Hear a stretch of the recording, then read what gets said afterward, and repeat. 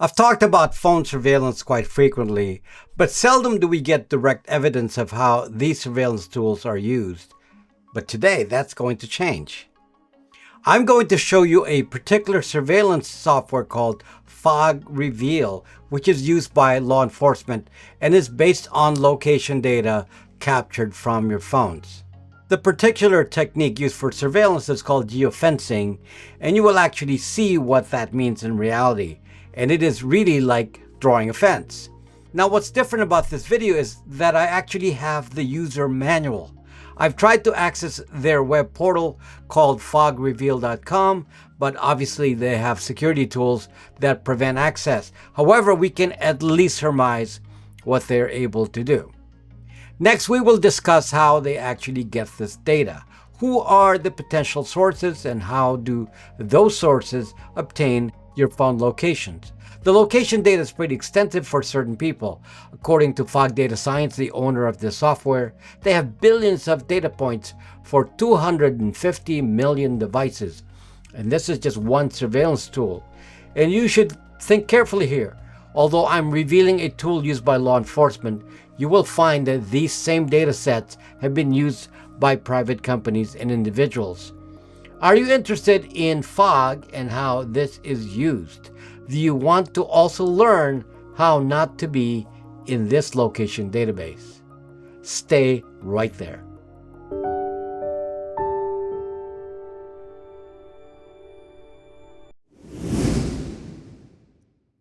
What is geofencing?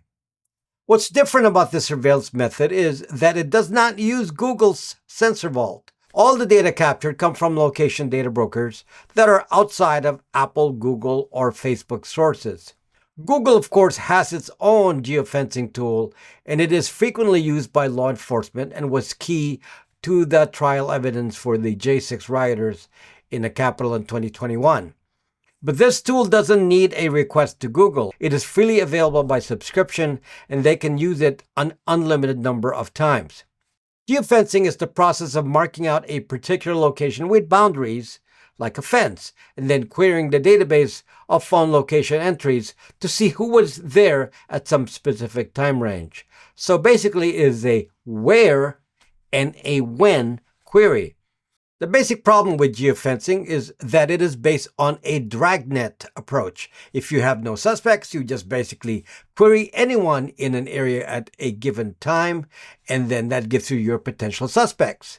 This way of generating a list of suspects potentially runs afoul of the Fourth Amendment because people's private data are acquired without a warrant, so there is no presumption of innocence with this technique. For example, in one particular publicized case of a burglary, the police simply searched for people in the area and found a bicyclist at the location in question. That person was then arrested and charged based on just being at the location as reported by his phone.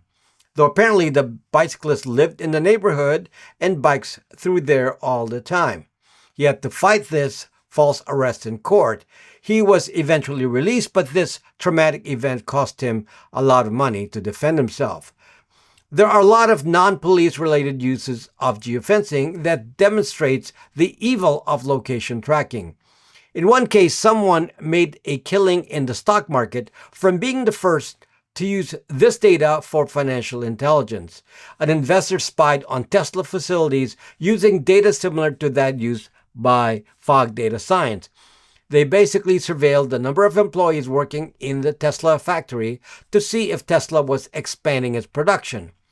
And using the geofence data from the factory historically, it showed a dramatic increase in people as a percentage.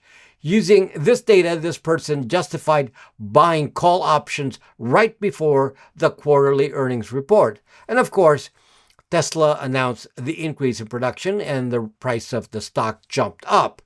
The investor obviously made a lot of money from basically inside information, but revealed by spying.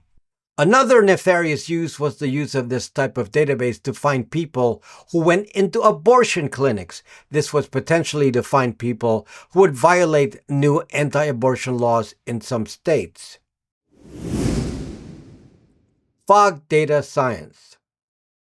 The company we will discuss today is Fog Data Science.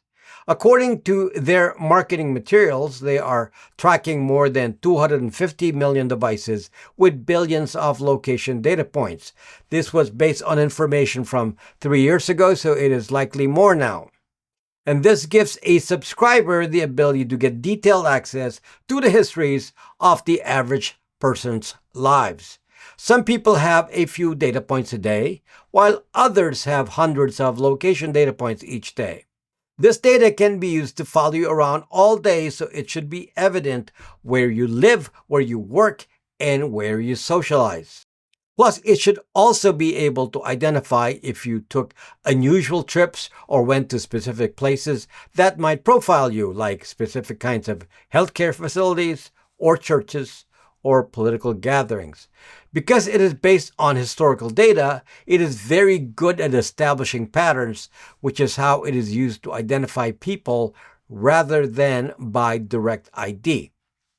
The company sells subscriptions to this service using a web portal called fogreveal.com, which I couldn't access with a VPN. And apparently this is being used by many law enforcement teams such as local police, state police, and county sheriffs at a cost of around $10,000 a year or so. And there's heavy use in California from what I can see. How Fog Reveal works. Fog Data Science starts off by aggregating location data from various sources. Clues gathered by the EFF, the Electronic Frontier Foundation, suggest that their data may come from Ventel. Ventel is a big supplier of location data to government agencies. There are many location data sources and brokers. Brokers will aggregate data from multiple sources. The way this particular data location database is organized is by lat and long, meaning GPS coordinates. And then this is further organized by timestamps and then a device ID. The specific device ID used in this case is the advertising ID. Advertising IDs are found in all normie phones like iPhones and Google Androids. An advertising ID is a unique identifier, and I'll explain later how this is collected by the location data brokers. Now, advertising IDs are not permanent identifiers per se, but the normal person will not mess with this. So in effect, it's permanent for the average person that is not privacy aware and uses standard devices. Fog Data Science claims that their database does not contain personally identifiable information, or PII. But as you will see, it should be a piece of cake identifying anyone, even if you changed your advertising ID. As I mentioned, this location database is historical and long-term. The Fog Data Science databases apparently go back to 2017. So it is based on historical data, and this is something that the average person is totally not versed in. If I knew someone's location history in the kind of detail available in this kind of database, I would know so much about a person, particularly if I overlaid the locations over a Google Earth map. And that will be obvious when you actually use Fog Reveal. Fog User Manual. Now, fortunately for this video, I have the actual user manual, and although it's low resolution, it gives us an idea of the capabilities. The Fog Reveal web portal is intended for law enforcement use, so the format is made to be filed by case at the law enforcement department system.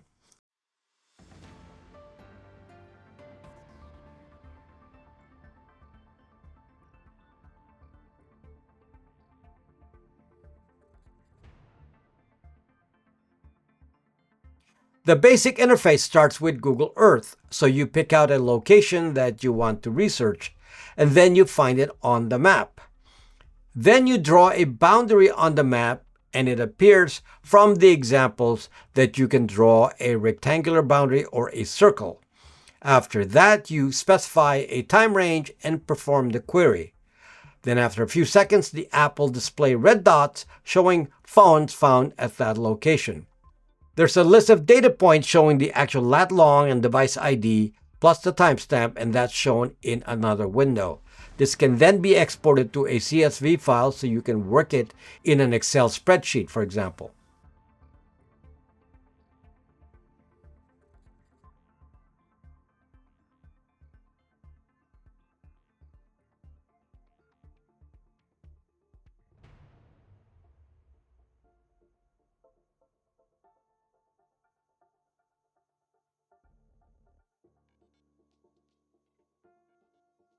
The area covered by the boundary of the query can apparently be very large. I've read that it can cover up to 20 kilometers, which is a little over 12 miles. That creates a lot of data points, obviously, and can include millions of people.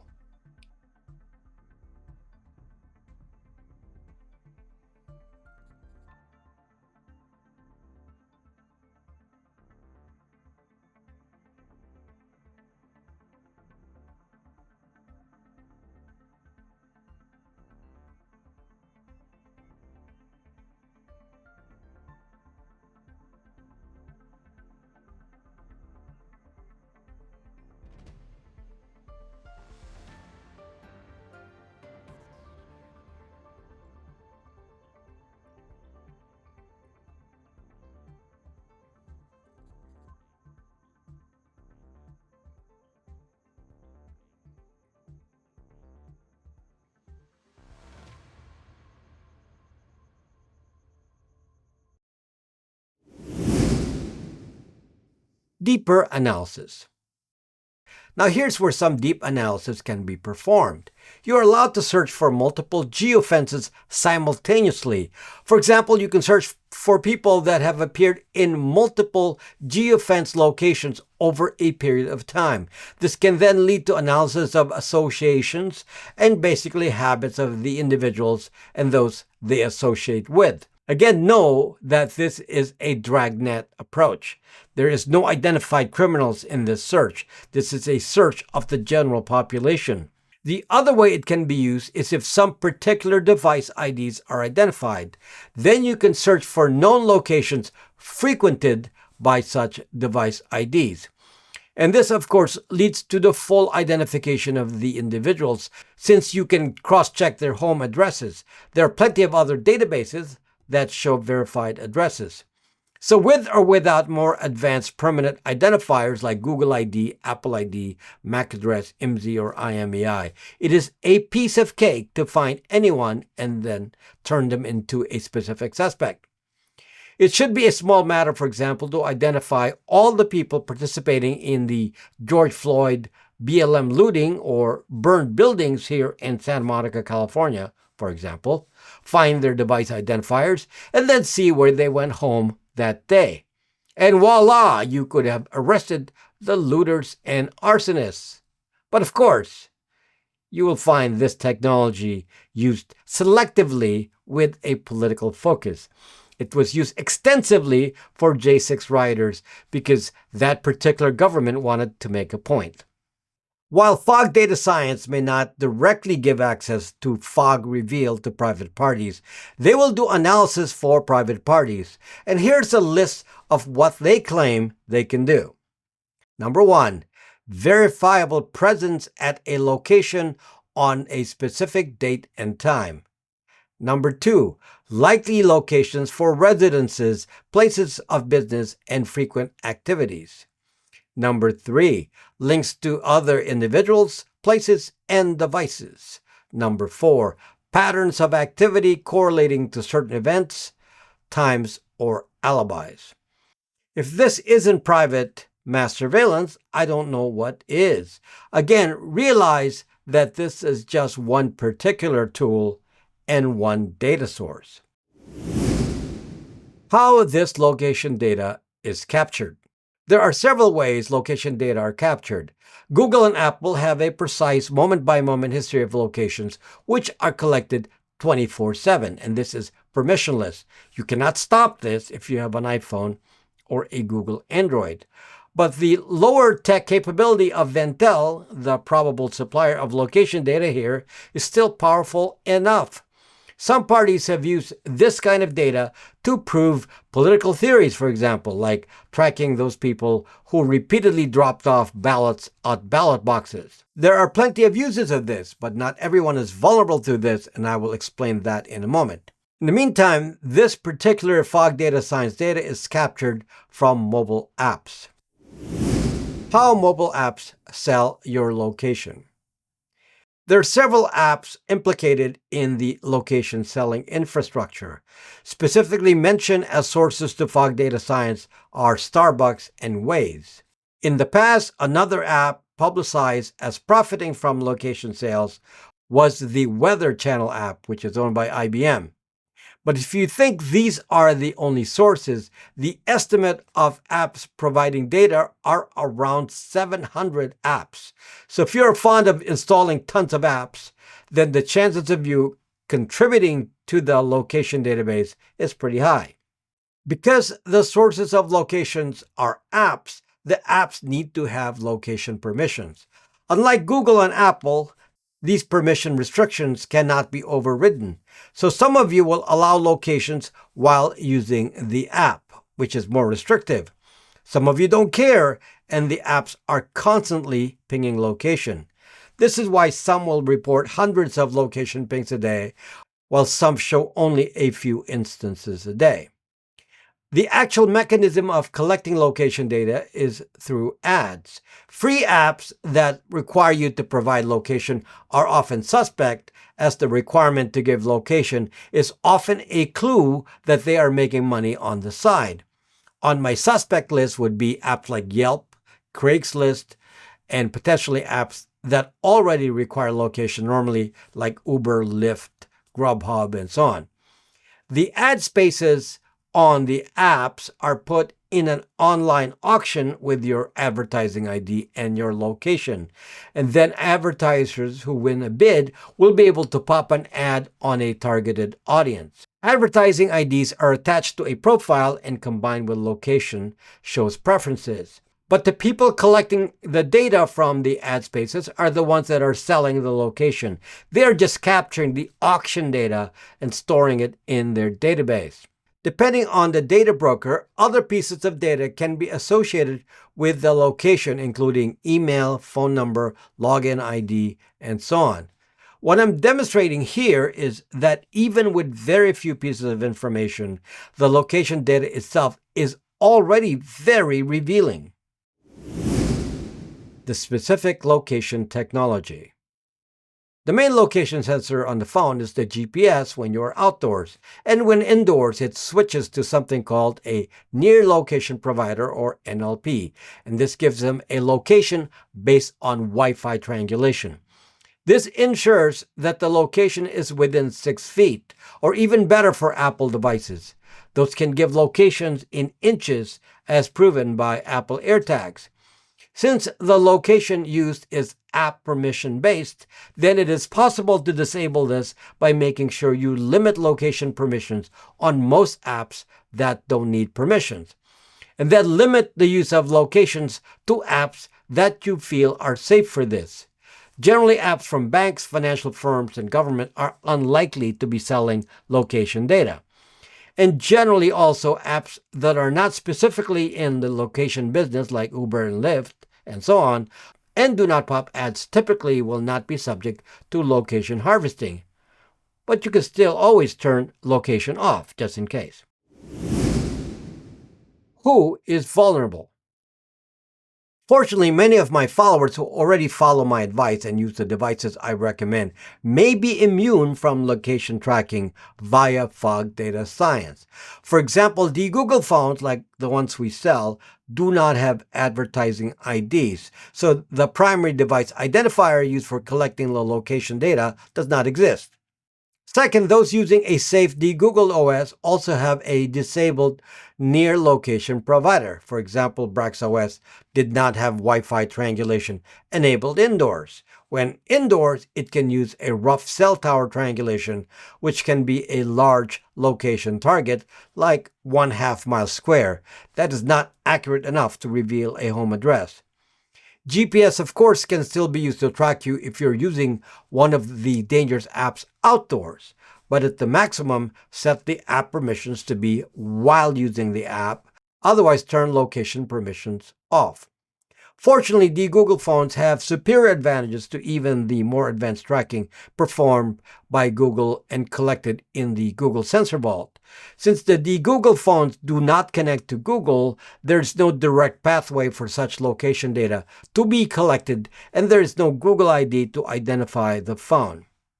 So in general, it is my belief that anyone currently using a Google phone should not exist in the Google Sensor Vault nor the fog data science tool.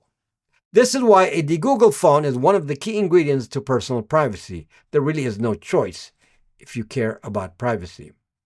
Those who are vulnerable are the normies, the users that buy the newest iPhone and Samsung without care. All they want is to have fun with their phones, and it is their life.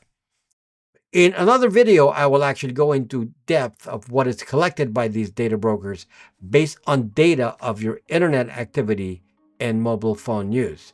And these are, again, outside of the massive data already owned by Google, Apple, and Facebook. Folks, as many of you know, this channel does not have sponsors. Instead, we rely completely on community support to keep us going. Hopefully, we give you enough information that you find value. Some of you support us on Patreon, Locals, and YouTube memberships. And though I don't publicly acknowledge you for privacy reasons, you are very appreciated. Thank you.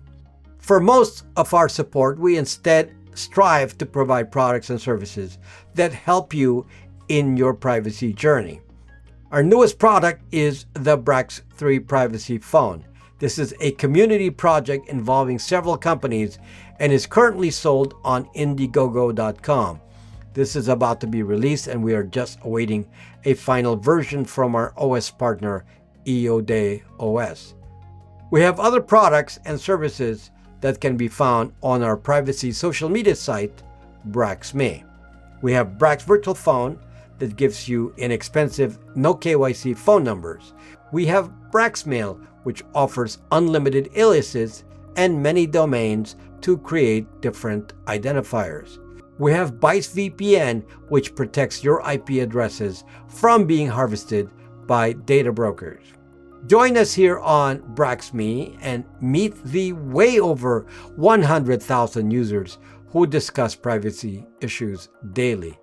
Thank you for watching, and see you next time.